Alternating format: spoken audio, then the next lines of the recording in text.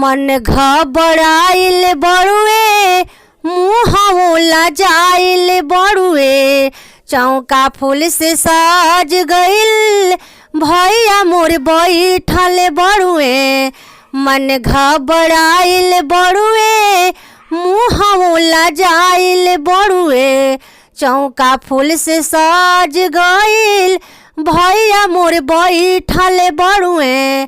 कैसे बताई सरवा कैल का हरतिया हो। कैसे बताई सरवा कैल का हरतिया हो। करके करार तू कुछ ना चढ़वला हो। करके करार तू कुछ ना चढ़वला हो। करके करार तू करके करार तू। चढ़वलस ना एसी फ्रिज कैलस घोटाला हो। ले लिहल बिना कहले भैया के इज्जत हो।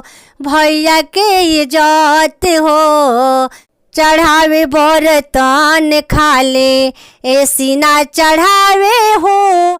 एक बेर नाही सुनले सरवा हमर बात के। कि सोचले न रही उतना दीहे सरवा धोखा हो। कि सोचले न रही उतना दीहे सरवा धोखा हो। भैया के चौका पे जाए न देले रहती हो। भैया के चौका पे जाए न देले रहती हो।